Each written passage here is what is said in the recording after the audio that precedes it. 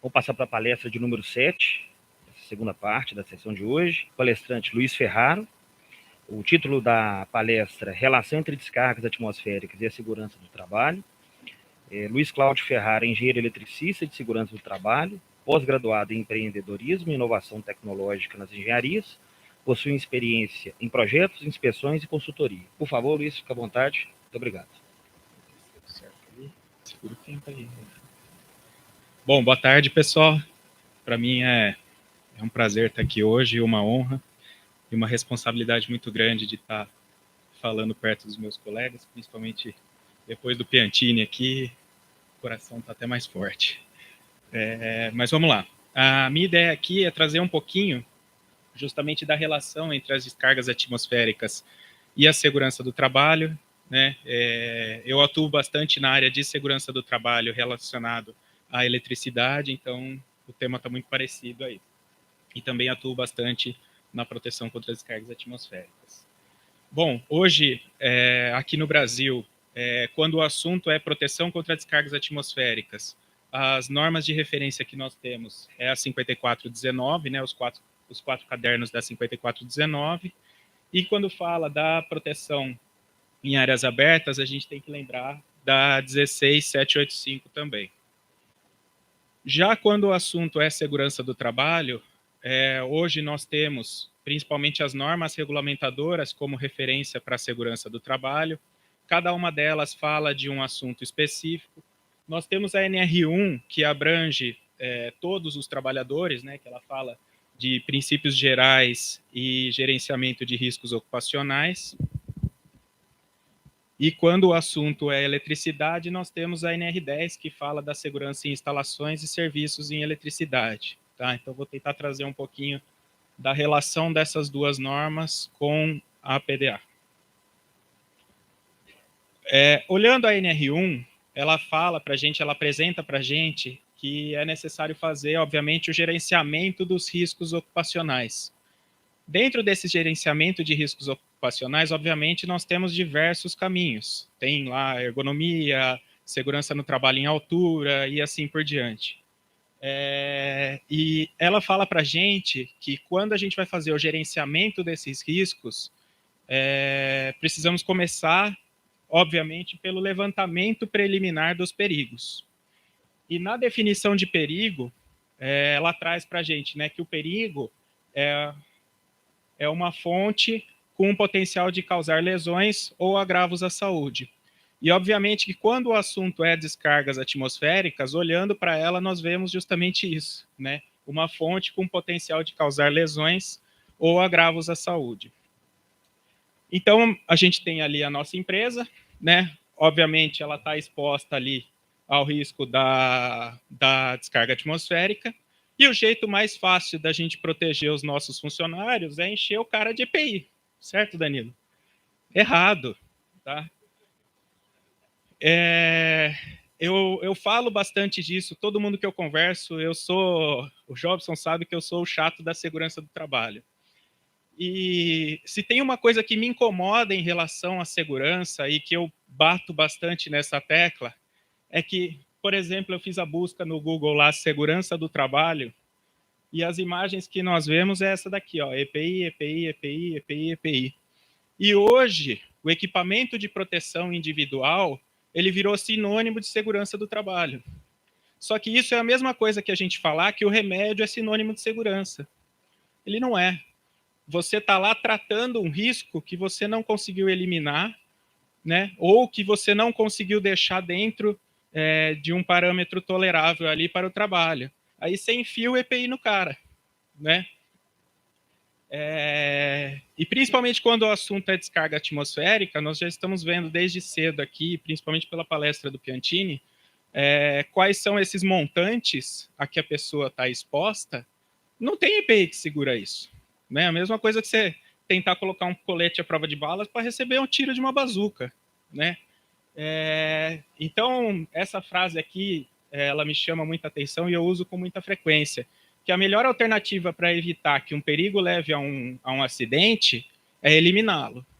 No caso das descargas atmosféricas, não tem como a gente eliminar, né? Pode até ter umas coisas milagrosas aí, mas eliminar a descarga atmosférica a gente não vai eliminar. Então, considerando que a gente não consegue eliminar, a gente tem que lembrar da hierarquia da proteção. A gente deve seguir uma hierarquia para garantir a proteção das pessoas. Então, a gente começa ali com as medidas de proteção, as medidas de controle, né, coletivas, passando para as medidas administrativas, e, obviamente, se isso não for o suficiente para proteger todo mundo, para deixar no risco tolerável, aí sim a gente vai para as medidas de controle individuais. Então, vamos lá, a gente tem um leão na sala, né? E esse leão está com fome. O que a gente pode fazer? A gente pode pegar um pedaço de comida, colocar o EPI lá, dar a comida para o leão. Eu, particularmente, não faria isso. Para melhorar um pouquinho nossa situação, a gente vai lá e coloca ele dentro de uma jaula. Mas ainda assim, a gente corre o risco ali dele vir aqui e pegar o nosso braço, né? Então, a gente pode tratar de uma outra forma. A gente continua com o leão, porque esse leão a gente não conseguiu eliminar, é inerente ao nosso trabalho, coloca ele dentro de uma jaula, aí a gente pode, a uma distância de segurança, sem nenhum tipo de proteção individual, utilizar... Opa, botão errado. Utilizar ali alguma ferramenta para garantir que a gente consiga alimentar esse leão de forma segura, né?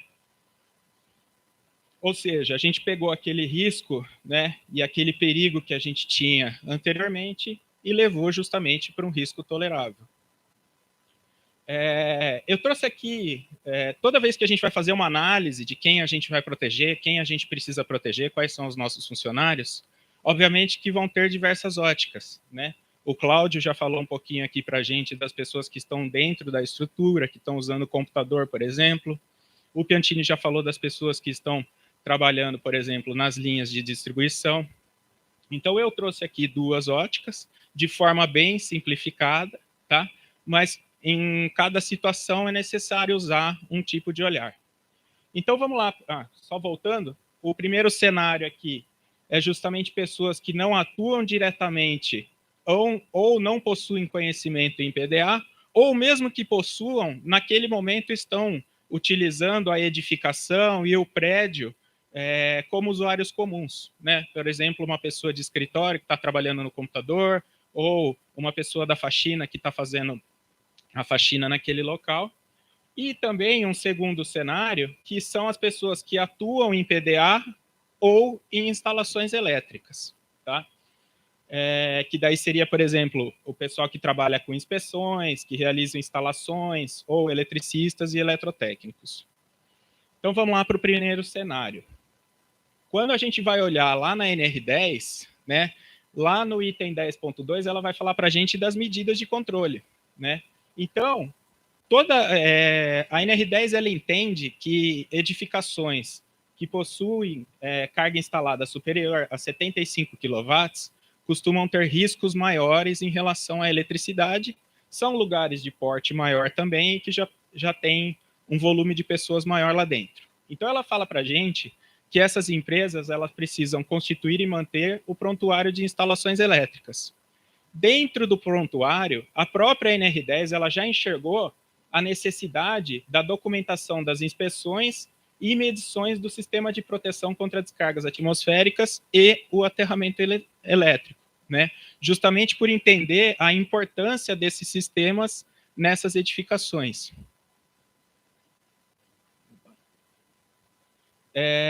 Já no próximo item, quando ela está falando das medidas de proteção coletiva, né, ela traz aqui para a gente a importância que o aterramento seja executado conforme regulamentação específica. É óbvio que quando a gente vai olhar o aterramento elétrico de uma edificação ou de uma indústria, por exemplo, nós vamos ter diversas normas falando do aterramento elétrico, mas quando o assunto é proteção contra descargas atmosféricas, esse aterramento ele sempre tem que seguir a norma mais exigente, né?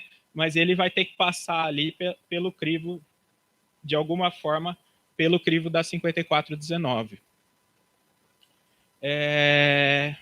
Então, vamos lá, nós temos as pessoas dentro da edificação, né? E nós precisamos proteger essas pessoas que estão trabalhando lá dentro da edificação. Olhando para a 5419, nós temos lá todos os cadernos. O início do trabalho, obviamente, vai partir ali do gerenciamento de risco, para ver justamente qual é o risco que essas pessoas lá dentro estão expostas, olhando do ponto de vista das descargas atmosféricas, e o que precisa ser feito, qual é o nível de proteção que nós precisamos atingir para garantir ali a segurança dessas pessoas dentro dos parâmetros da norma. E aí, a partir do momento que foi definido esse nível de proteção, nós entramos ali na parte 3, que vai falar justamente dos danos físicos a estruturas e perigos à vida, né? Que é para garantir o mínimo de segurança da instalação daquela proteção da edificação. Então, eu trouxe alguns casos aqui, porque é comum, dentro de inspeções, tanto em locais residenciais como em empresas, que é o nosso foco aqui, é comum nós encontrarmos muitas não conformidades. E eu queria levantar aqui justamente a importância dessas não conformidades. O que elas podem causar? Um pouquinho, na verdade, porque daria assunto para a tarde inteira. Aqui, o que eu queria ressaltar para vocês é o seguinte: imagina que nós temos uma empresa cheia de funcionário lá dentro. E lá atrás, nós já identificamos que nessa empresa tem um risco de incêndio, né? Pode ter um princípio de incêndio e um risco de incêndio de alguma forma. Para tratar esse risco de incêndio, a gente coloca ali, seguindo as normas do bombeiro e normas da BNT também, a gente coloca ali um sistema de prevenção e combate a incêndio, né? Então, você tem o alarme de incêndio e a botoeira, que a pessoa pode vir aqui e avisar as outras pessoas que iniciou um incêndio para que tenha a evacuação do prédio. Só que esse incêndio originou justamente por causa de uma descarga atmosférica, que atingiu o canto da estrutura lá, desceu pelo condutor de descida, centelhou aqui para dentro da linha elétrica do sistema de prevenção e combate a incêndio e matou esse sistema. Tá? Então, com isso, a gente pode ter com que esse alarme de incêndio não funciona, ou seja, a pessoa vem aqui, aciona o alarme, ele não toca, ou toca mais baixo, ou a central entra em pânico, ou até a nossa bomba de incêndio não entra. E nesse momento, a gente não tem mais todo aquele plano de emergência que foi feito lá atrás, que traria segurança para as pessoas ali durante esse incêndio. Tá? Ou seja, aqui, o mínimo dos parâmetros ali, quando a gente olha a parte 3 de instalação, não está sendo cumprido, né? Eu até confirmei nessa foto aqui, isso aqui é uma tubulação de água, então está mais tranquilo. Só que esse caso já não, tá? Isso daqui, inclusive, é um mercado, então a gente tem tanto a segurança das pessoas que trabalham dentro desse mercado, quanto a segurança dos usuários do mercado, né, dos clientes. Aqui nós temos também o condutor de descida, que inclusive faz umas curvas aqui, mas olha a tubulação de gás passando praticamente colada aqui nesse condutor de descida. E aqui nós já temos a cabine de gás, que também tem algumas equipotencializações estranhas aqui. Ou seja, aqui, além do risco para quem está lá dentro da estrutura, tem os clientes e também os transeuntes que podem estar passando aqui no local. Ou seja, uma descarga atmosférica pode atingir ali, ter um centelhamento aqui e aqui já causar uma explosão ou alguma coisa do gênero. Seguindo um pouquinho, lembrando, né, sempre, eu até coloquei o balãozinho de lembrança aqui, porque a 5419 ficou só na lembrança.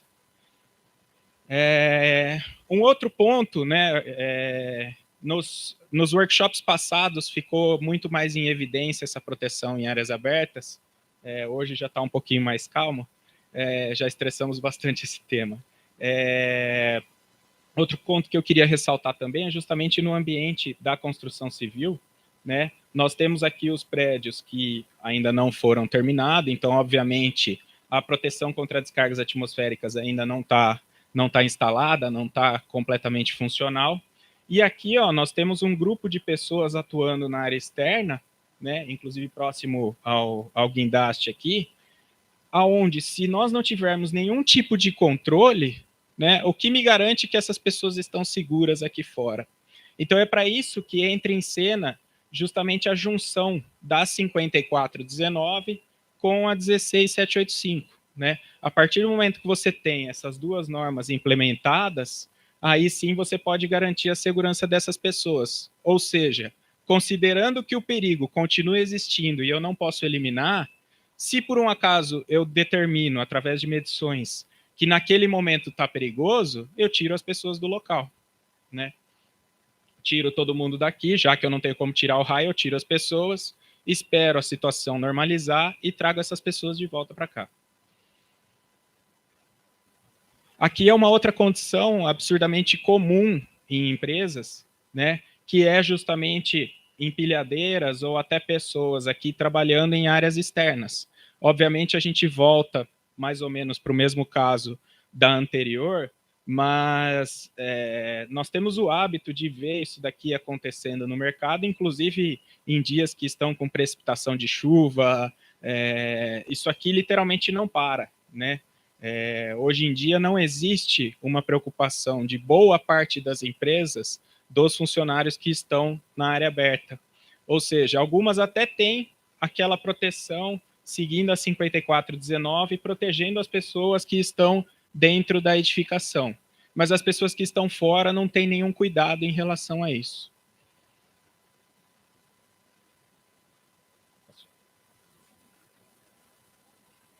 Então, lembrando, né, assim como no slide anterior, justamente algum trabalho ali relacionando as duas normas, a 5419 mais a 16785, pode ser um jeito muito bacana de proteger essas pessoas aqui na área externa.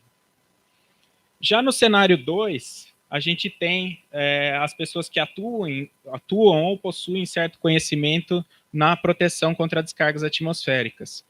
Dentro desse cenário aqui, eu fiz questão de deixar só 2 slides bem quietinhos, porque eu sabia justamente da palestra do Piantini e do Cláudio que iam vir, então eu não quis correr o risco. Mas um item que pouca gente fala e pouca gente percebe é que lá dentro da NR10, no anexo 3 da NR10, quando a gente fala do treinamento, lá ela já fala para no treinamento dos eletricistas, né, os eletricistas que irão atuar em baixa tensão, eles devem participar, no mínimo, do curso básico de segurança em instalações e serviços com eletricidade, o famoso curso de NR10, né? E lá no curso, nós temos a ementa básica de 40 horas, com alguns itens mínimos que devem ser discutidos e apresentados nesse curso. Então, olha só, ela já entendeu, junto com os riscos adicionais, que essas pessoas elas costumam trabalhar em ambientes onde nós temos altura, espaço confinado, áreas classificadas, umidade e aqui, ó, condições atmosféricas, tá? Eu costumo apresentar muito nos cursos básicos justamente a seguinte situação: a pessoa ela atua ali, um eletricista de baixa tensão que atua em quadros ou equipamentos de automação, por exemplo, e aí quando ele está atuando nesses equipamentos, ele está dentro da fábrica, sem conhecimento nenhum do que está acontecendo do lado de fora.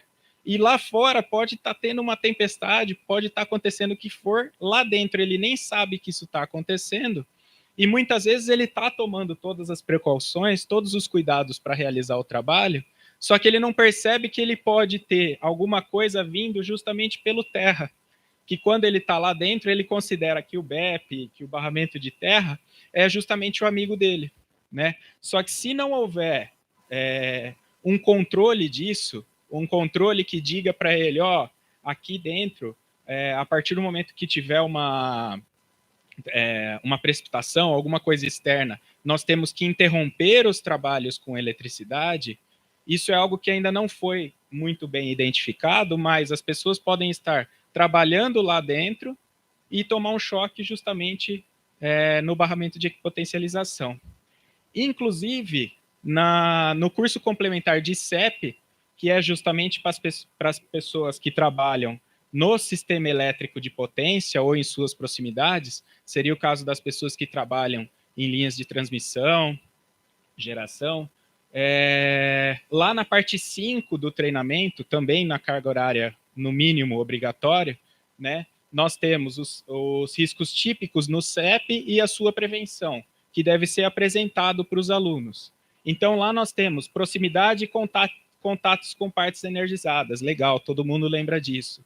Indução, todo mundo lembra disso. E aqui, ó, as descargas atmosféricas. Tá? Esses profissionais, eles precisam dessa ciência, de tudo que o Piantini acabou de explicar aqui para a gente, justamente para que lá no campo eles consigam se ajudar de alguma forma e prevenir algum risco que tá ocorrendo ali. Tá? Então, é muito difícil ver alguém levantando essas questões, mas está lá, na NR10, ela já levantou esses riscos e ela já apresentou que esses riscos estão lá como adicionais ou como riscos típicos e eles devem ser apresentados e tratados com os alunos. Tá? Por quê? Novamente, podemos ter EPI, mas não para esse tipo de corrente, não para esse nível de tensão. Né? Aí a brincadeira muda de nível. Né? Então a gente já não tem como proteger completamente sem a gente lembrar justamente das medidas de proteção coletiva, sem a gente lembrar daquela questão, bom, se vai ter descarga atmosférica aqui nesse momento, vamos tirar as pessoas, vamos interromper as atividades e os trabalhos feitos em eletricidade. O Danilo acabou de levantar a placa dos 10 minutos aqui, e eu, assim como o Hélio Sueta, acabei me adiantando aqui, eu não quis deixar muitos slides, então acabou sendo um pouquinho rápido. Obrigado, pessoal.